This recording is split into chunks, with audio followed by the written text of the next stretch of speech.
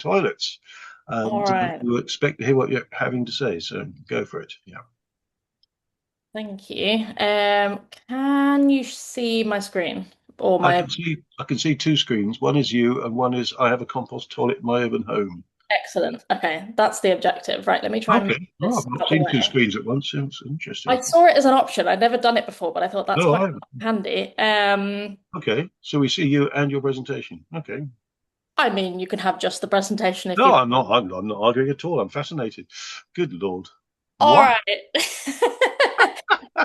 Okay, so yeah, I'm going to be talking about why I installed a compost toilet in my house. I live in Cardiff, pretty close to the city centre. So yeah, I'll talk about why I did it, how I did it, and how it's gone so far. So I've now had this installed for coming up to a year.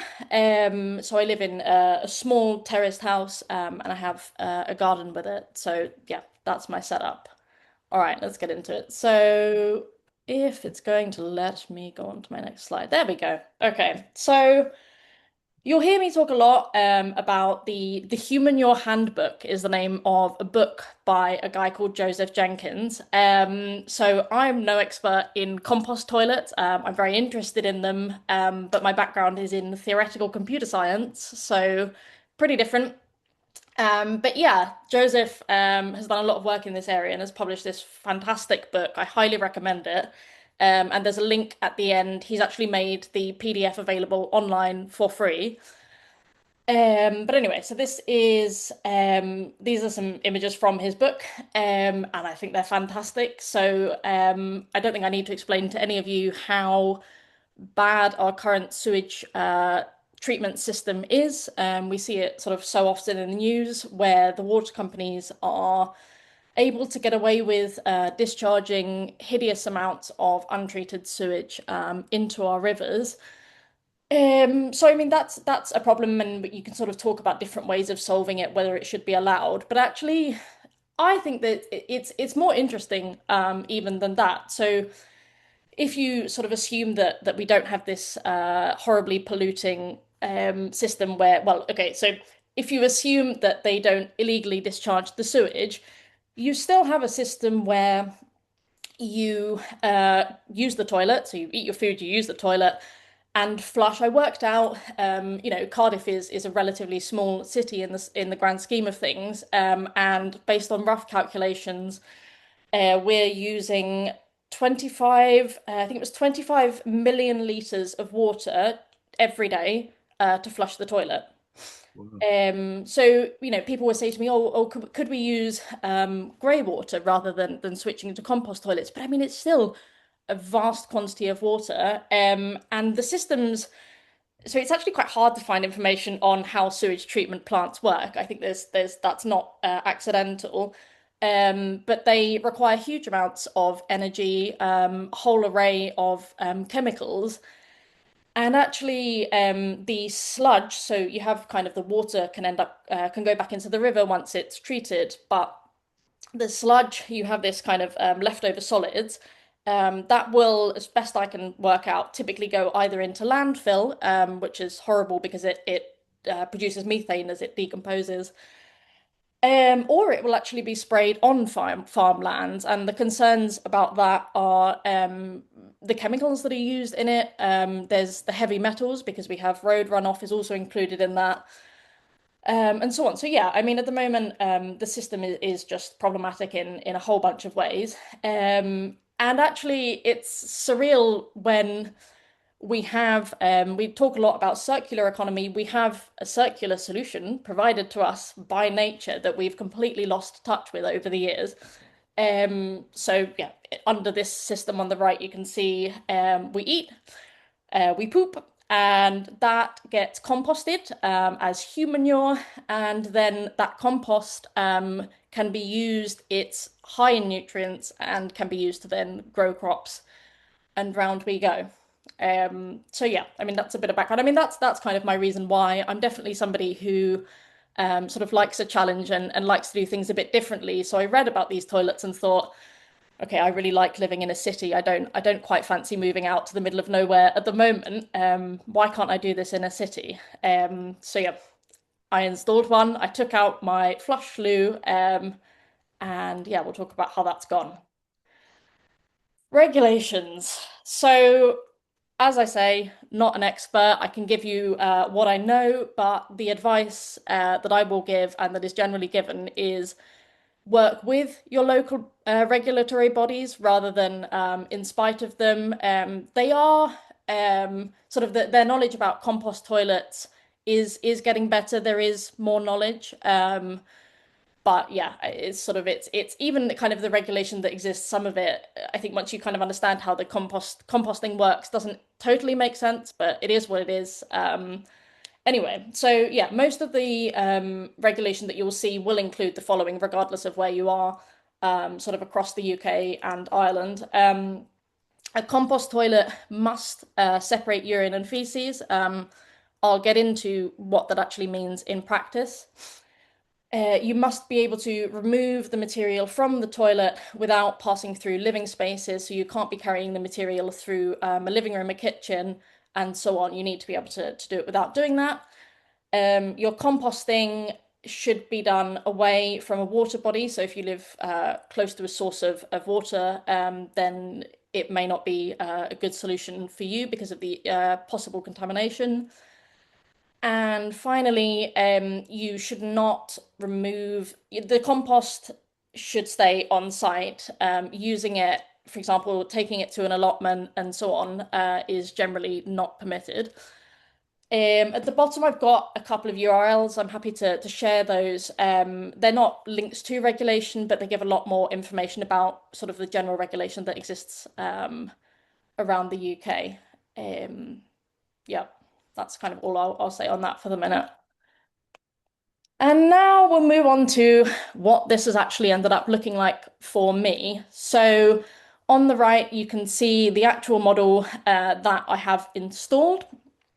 It looks a lot like a regular toilet from the outside. I think I had friends that had horror visions of how this would look in my bathroom, but actually it's very similar. Using it and looking at it, it's very similar. So in the top image, you can see what happens what you can see when you lift up the seat and the lid.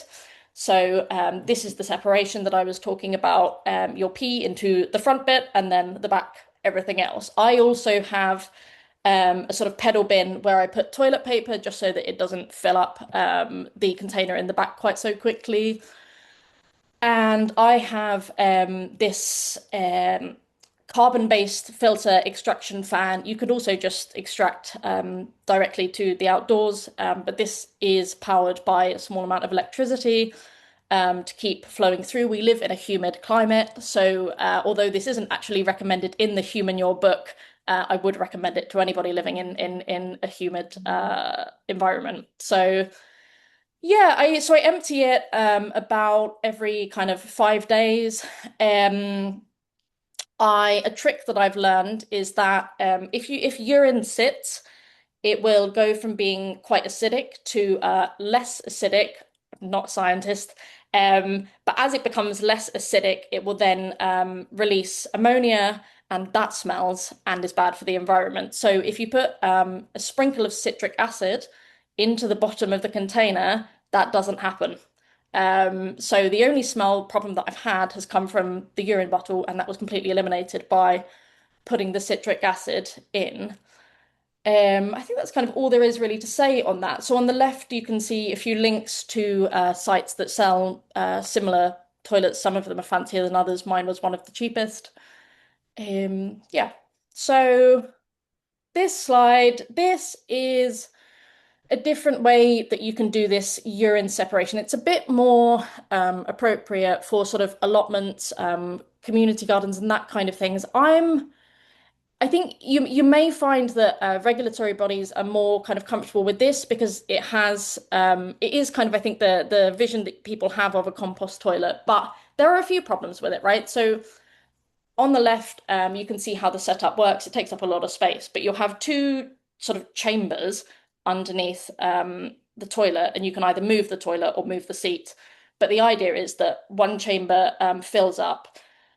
And once that's full, you move the toilet over, the other one processes, and so on, with urine diversion out to the soil or a reed bed.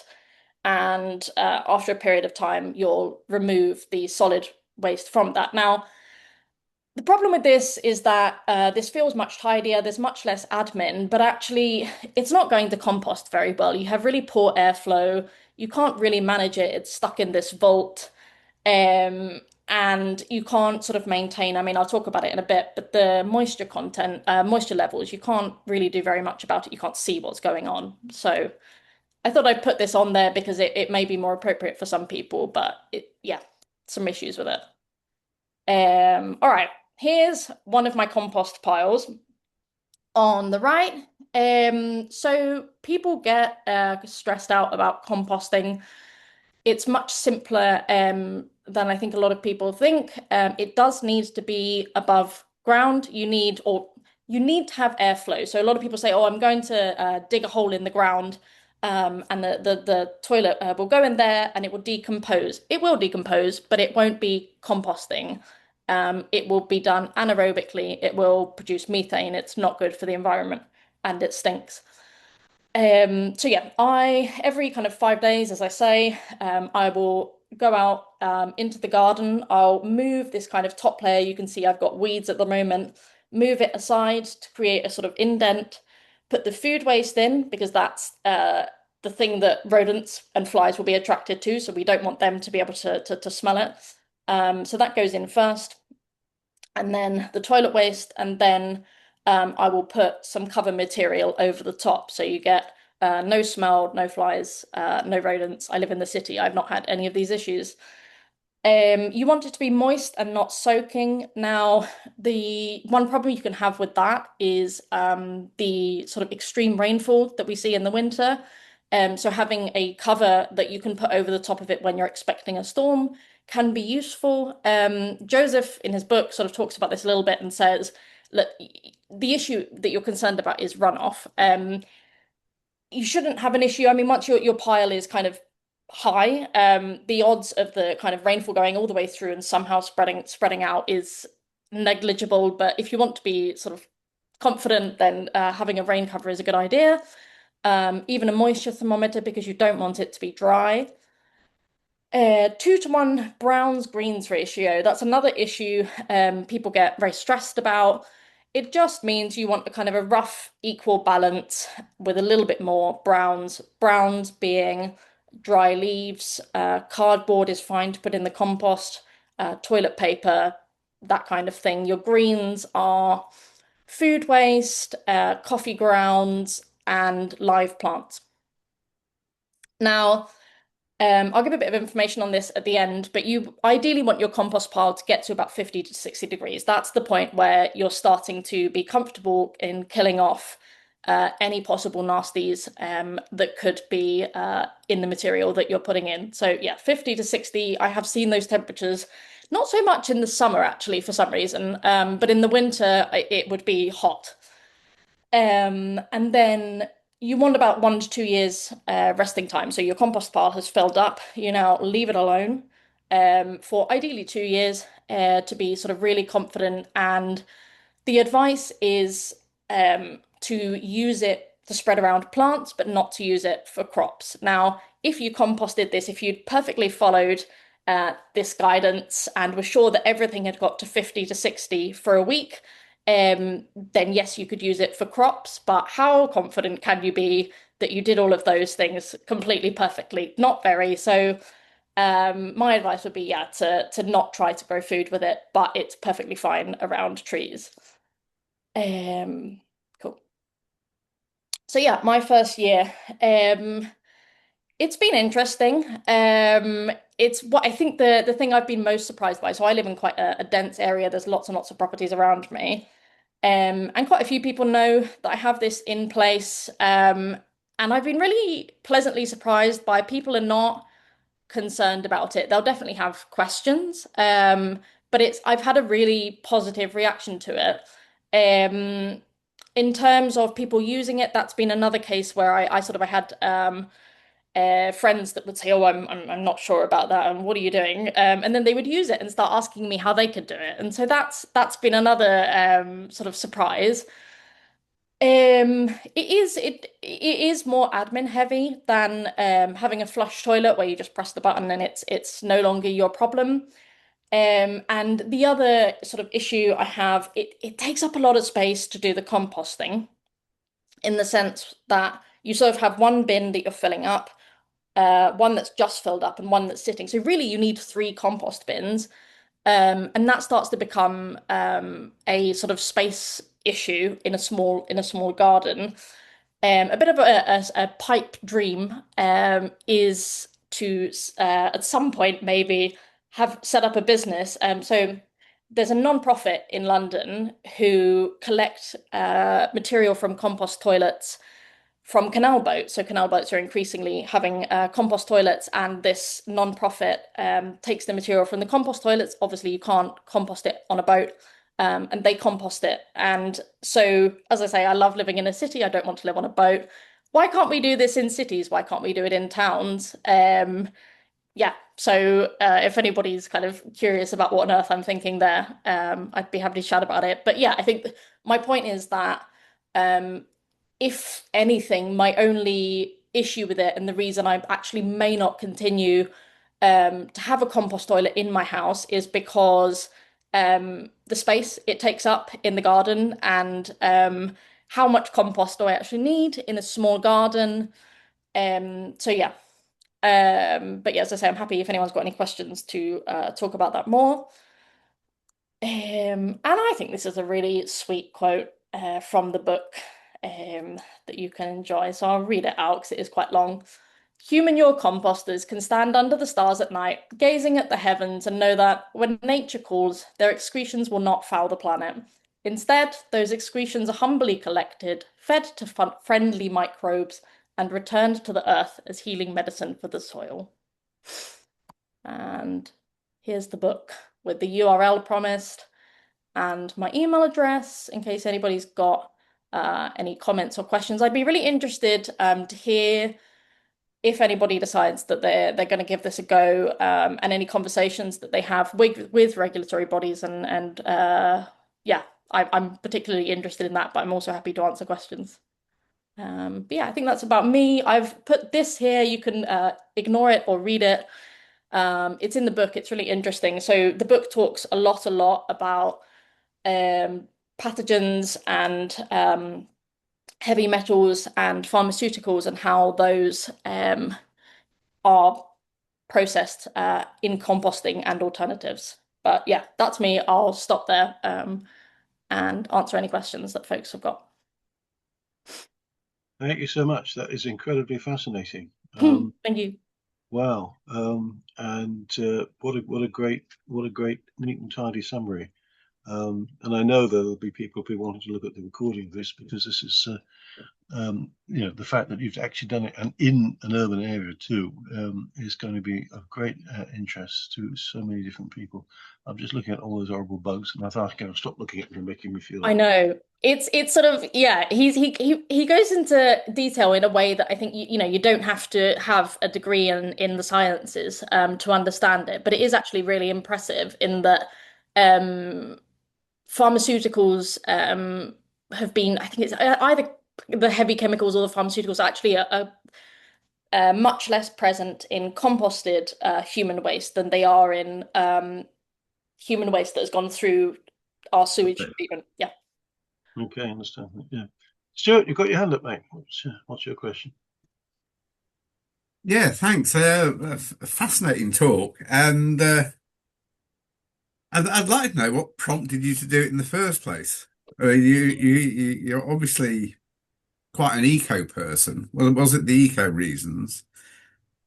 Yeah, I think, I mean, so I worked in the energy industry before this, and I felt like there's so much attention, and rightfully so, on solar panels and EVs, um but nobody's thinking about the toilets and how harmful that is to the environment, because nobody wants to talk about poo.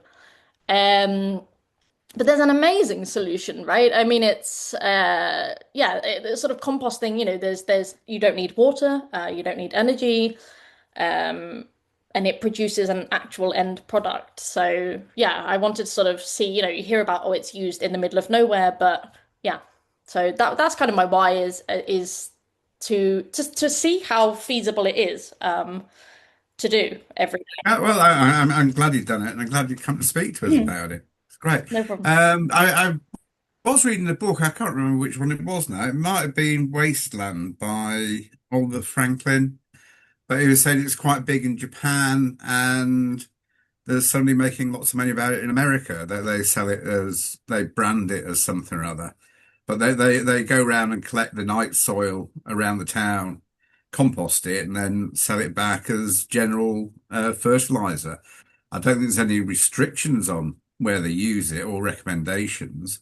And one of the main benefits is you don't have to apply so much nitrogen fertilizer, Yes. which of course is made at the moment using fossil gas.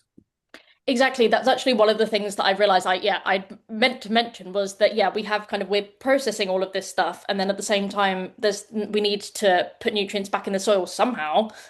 So yeah, we produce all of this synthetic fertilizer. But about Japan, so it's quite interesting actually. So there's quite a lot of countries, predominantly in Asia, who used to do this composting, and are increasingly moving to the flush systems that we have over here. Um, so yeah, not great. But Joseph, guy who wrote the book, he's worked in a bunch of countries in areas where there are no toilets at the moment, or they're using like long drops and things like that, and teaching them how to set up a compost toilet. So yeah, I think the UK is a particularly hard environment to get this to work, but why not? And the other point I was going to make was I live in quite an agricultural area, and a lot of them are using the solid waste from water treatment Yeah. plants. And certainly George Monbiot and a lot of other people complain about that, Mm, complaining contains a lot of pharmaceuticals, mm, microplastics, all this, that, and the other. And that is being spread on food crops. mm, How does that yeah. compare with the regulations you were saying that we shouldn't be using human waste on? So, okay, yeah, so that's a good question. And there is a difference, right? Because they're very different processes. So under the flush-based system, you've got all of the road runoff, all of the garbage from factories and so on, all pouring into the sewage treatment plant. Um, and then that is being spread on the fields, with no real treatment for pharmaceuticals that I'm aware of, right? It's just making sure that the water can be drunk again. Um, so that being spread on the fields, people say that it absolutely stinks, and I'm sure it does. But my point is, I suppose that composting is an actual biological process, that at the end doesn't contain harmful levels of pathogens, and is beneficial to the soil. So it's yeah. Is that helpful? Does that make sense? Yeah, I mean, I gather it's heat treated to try and remove the pathogens, but as I say, the microplastics, the rubber, the brake linings, all this other crap's in there. And yeah, so there's actually there was some study that I had a look at, and it's eggs, so intestinal worms. The eggs from those have been shown to survive the treatment plant process, Yeah. etc. Yeah. Okay, thank you. I'll give somebody else a go now. Thanks. Move away from the subject of intestinal worms. Yeah. Um, Jane, and then after Jane Beer, but Jane. Yeah, I've got a couple of questions. First one is, did you notice any cost, saving? So, what was the cost of getting it installed, and have you saved much on your water bills? Ah, Really good question. The cost. is annoying because they're not super popular. Although, okay, so if you installed a flush toilet, that's going to set you back about the same amount. But the unit cost me £500. Um, and in terms of the water bill, it's a bit frustrating that so I have Welsh water and they're not very good. I have a water meter, but they're not very good at updating me. But I did do some calculations that suggested that a single person could save about £100 a year on water bills. So it's not substantial, but it's not nothing. Yeah. Okay. Yeah, and the second question is, well, I live on a narrowboat, but in a Mhm. marina. Hmm. So we've got a tank on our boat, so I'd have to look into how we might, modify that. But I mean, quite often people take these cassette toilets and they've got like a pump out station. Yeah. So you'd need to talk to people like the Canal and Rivers Trust and the marinas, to make it Mm. sort of to change habits and what have you. But in the future, it might be worth it. Um, The guys that I was talking about, so I mentioned the folks who collect this stuff from a canal boat. Annoyingly, yeah, they're only based in London at the moment. But they're called Circular Revolution. If you wanted to look them up. Yeah, really cool group. Yeah, they've sort of overcome some yeah, real barriers with what they're doing. So yeah, cool Yeah, no, it's just that if you'd have to modify the toilets on the boat to separate the guys. the wee and the poo, I guess. So I guess So what a lot of people have done have installed something like what I've got, where it is just literally a push it into the place and plug it in situation, and does the separation for you. The separation, it's annoying that it's in the regulation because otherwise it is treated as like a cesspit, but when you're composting, you actually both things can be composted, so it's a bit strange, but okay, it is what it is. Yeah. yeah, You okay, can thank you. compost with the wee as well, is that right? Yeah, so you can use it as a fertilizer actually. You want to dilute it about 1 to 10 with water, but it's really high in nitrogen, but also, yeah, other nutrients as well. It is generally going to be sterile as well in terms of kind of the pathogens and not typically in the urine, so you can use it immediately. There's a company that is relatively new in Bristol that are they're going to festivals and whatnot, and they are taking the urine that for people pee and I can't think what the word is, but essentially condensing it and selling it on as fertilizer. Okay. Do you Yeah, know the name of that company? I want to say NPK. But if you, yeah, because the nutrients, but I think yeah, if you just look up sort of they've been in the news quite a lot recently. But yeah, kind of condensing urine into fertilizer, you'll find it. Yeah. And just one more thing to add, one of our parish councils here in Milton Keynes has got a community garden and they've got a composting toilet there, which is a great sort of education, piece for the community and kids. This is it. I think, people think based on long drops usually that it's going to be some hideous experience, but actually it doesn't have to be. Yeah. Mhm. Yeah, great. Thank you. Thank you. Thank you. Abir, you've got a question. Hello. Yeah. My name's Bea. I am based in Bristol, but I work with farmers in Gloucestershire. Part of my job is working for the Catchment Partnership, so collecting organisations to work together for water health. There's catchment partnerships in every area of the country. So if others are kind of involved or interested in water quality, then I suggest you get in contact with your local catchment partnership.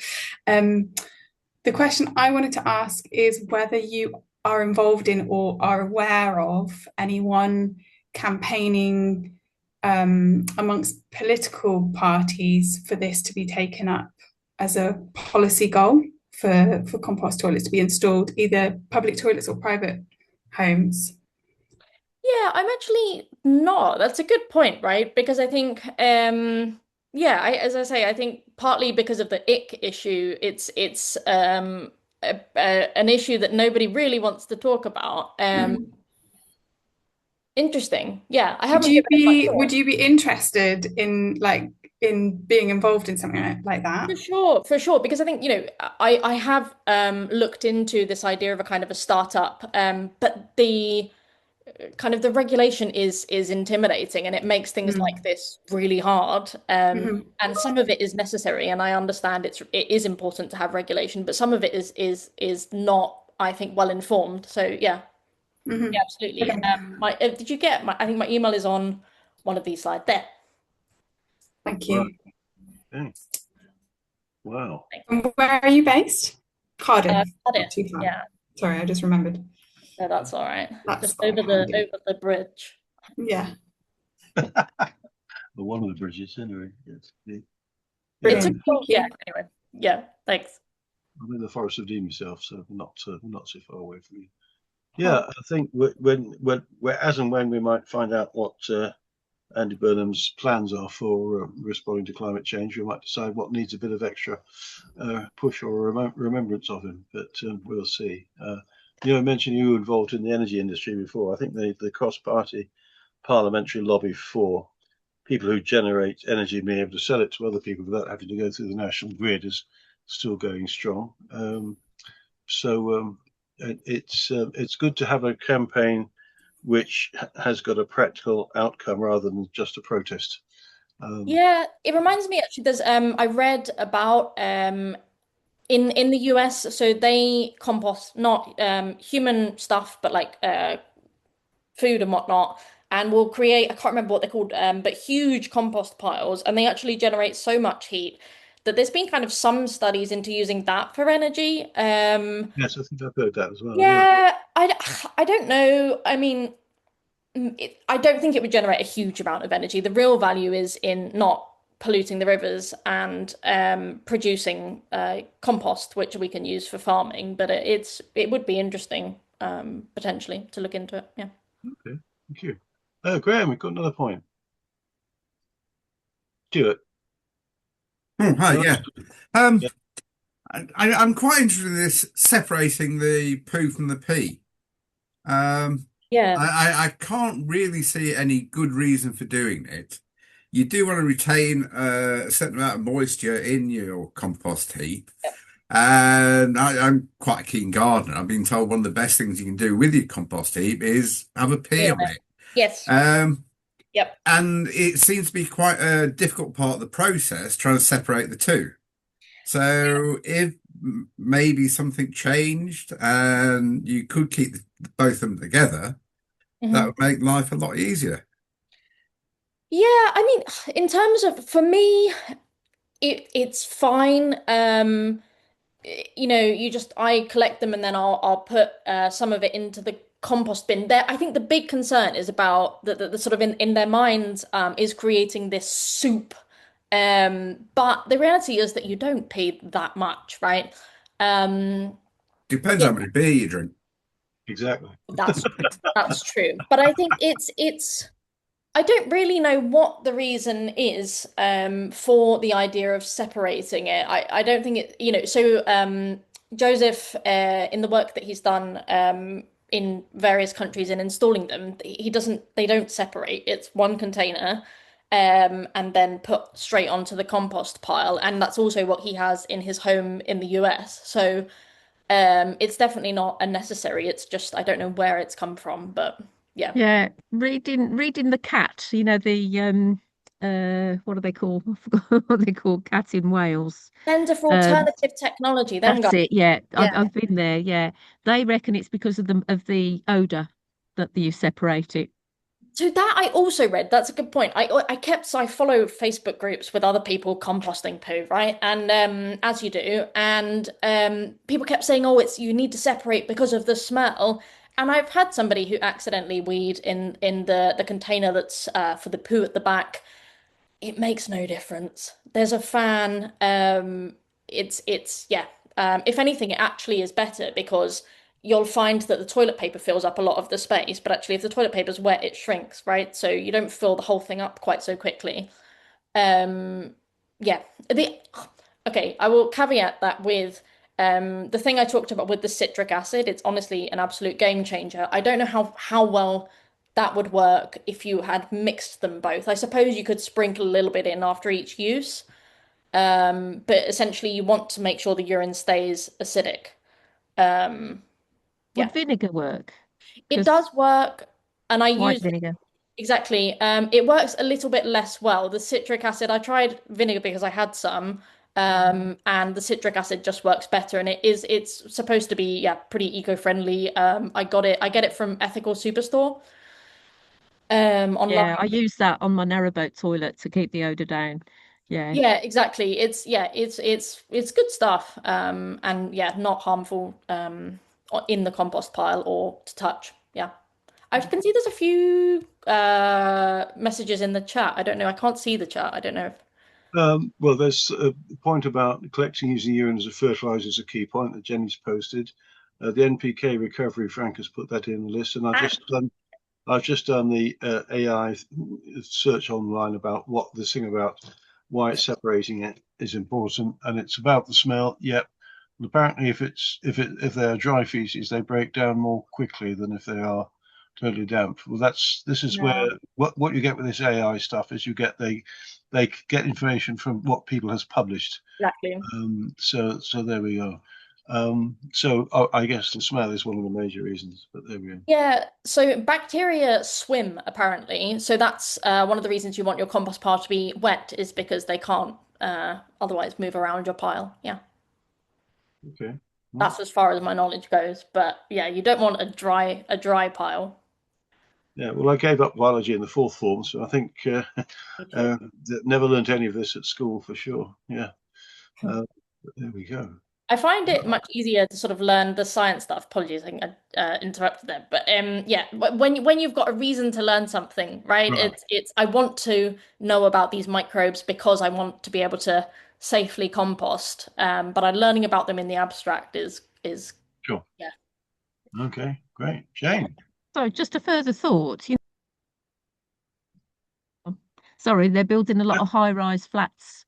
Well, not high-rise flats, but yeah, flat buildings. Would you think this had got potential to do that in a new building, but to, Mhm. what do you Yeah. think? Yeah, so I mean I've lived in flats. I've rented. This is the first place I've owned. I've rented most of my life so far, 17 places I think. And most of them are flats, right? And that's one of the reasons that I was kind of talking about this idea of collection is because most people don't want to or can't compost in their garden. But if you could have a system where it's collected, or I think there was one building, I can't find much information about it, but supposedly somewhere in Sweden they actually I think retrofitted a system where you didn't have to take the material out, it just went into a container somehow. Um, but ideally, you want to actually take it away and sort of do proper composting. Mhm. Yeah, I think it's absolutely possible. It's one of these things where I think it's hard to imagine, but once you're using it, once you've made that change, it's easy. It's just we're real creatures of habit, aren't we? Well, it could be a great solution, to stop the sewage in the rivers and stuff like that. If you Exactly. were Yeah. if you're building lots of these buildings and you put the right infrastructure in, Yeah. it could be a good solution. This is it. I think, people have lots of opinions on the current situation with the water companies, and I think, I mean, what they're doing is really terrible. By the way, that I think is it Dirty Business is a really, really good Channel 4 program, really good that they did recently on it. Saw that. Um, and it is stupid, the whole system, but I also think rather than fighting them, here's a better solution that doesn't need any of that. Okay. I have some of us may remember Martin Luther King. I have a dream that is rooted in I America. do. But I think I have a dream that is that, in 10 years' time, how we all live together individually and collectively is going to be different. And there's going to be an emerging norm or norms that are different from what we've got these days. And renewable energy and composting toilets may well be part of that. There's actually, so before I bought this place, I looked into there's kind of these purpose sort of, I don't know what you'd call them, but anyway, the communities with a purpose that are buying sort of a bunch of properties together. Um, and then they live together, and usually they're very eco-friendly, right? I mean, it's Yeah, part of the whole thing. yeah, And a lot of them will have compost toilets within in their houses. They are typically these communities do tend to be new buildings, so retrofitting is more tricky, but I do think it's absolutely possible. It's just a matter of doing it, isn't it? right. I think the Sunak government was going to make some changes to building regulations, which were supposed to come in last year. Then, of course, the government fell, and I'm not up to date with what the building regulations are doing.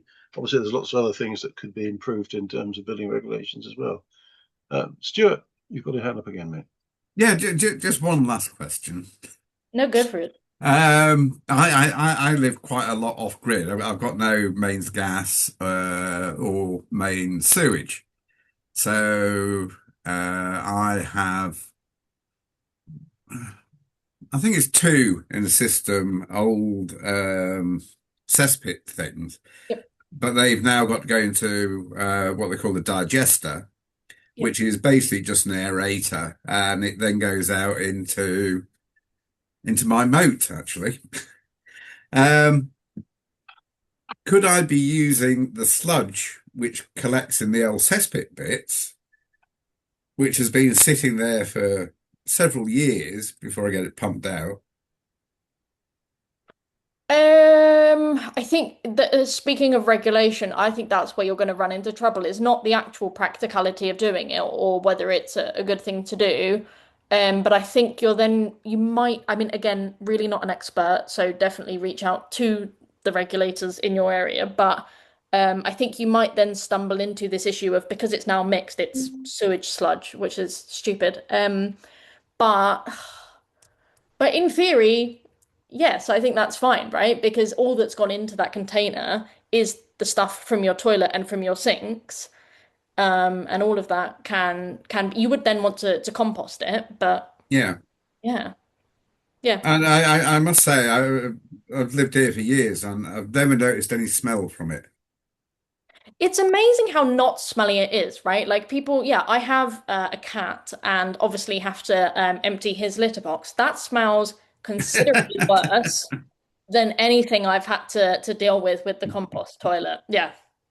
Um, yeah, it's fine. It's the bad smell was the pee bottle before I put the citric acid in. That wasn't nice. Yeah. Interesting stuff. Okay, thank you.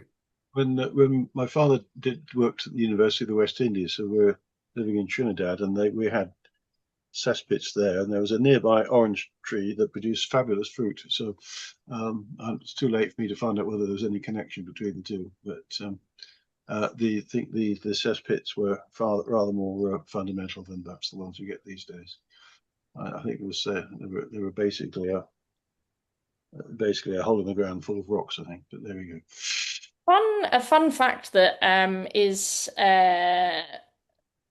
so the UK we used to throw the toilet stuff sort of into the streets and bits like this and had night soil, right? And then that wasn't a great idea. It was a bit closer to the right idea than what we have now, but it wasn't going to work. And supposedly there was sort of calls for, okay, we need a solution to this.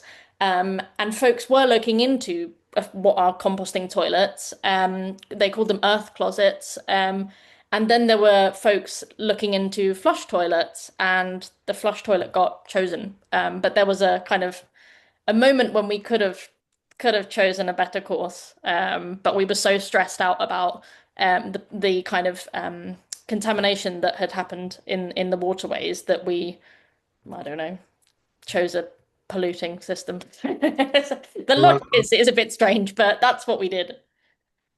I'm sure we can all agree, and would always agree, that a bit more joined up thinking in terms of human life is going to be very useful because it doesn't seem to happen very often. Yeah, and it's changing path based on kind of new knowledge, right? I think it's yeah, we're not always great at doing that, but Okay. Yeah, but yeah, strongly recommend the book. Even Joe's website is really good, and I've emailed him, and he's really nice and helpful about different bits. So that's the URL for his book. He's got a couple, but this is the best one. Yeah. Well, we must say thank you very much again. I'm going to put on my nice little clapping hands thing because I think it's been a great occasion. We've had some great questions as well, and I'm sure a lot of people are going to be wanting to look at this recording and see what they're about. So thanks very much, and this may well be a topic we come back to again. The next week, as I say, a gentleman called Jamie Russell, who's he's the community organising lead for the National Emergency Briefing, which is the film and people emergency briefing films going around. So it'll be fascinating to hear what he has to say. And I'm going to ask him, if you're going to be doing community organising, why aren't you encouraging people to get more community action out of this film screening rather than just badgering your MP? So I will ask him and we'll see what he says. So thanks very much again, and we will look forward to seeing people next week if you're able to join us. Thanks so much for having me. Same time, same channel, same dot on the dial. Yeah. Sorry to interrupt. Are you available for a quick call after this? Yep. And just to say, yeah, please feel free to email me. I'm really rubbish at replying, but eventually I will. I'll send you an email right now with my phone number. Thank you. Thank you. Take care, everyone. Okay, thanks a lot. Bye. Bye. Bye, everybody. Take care.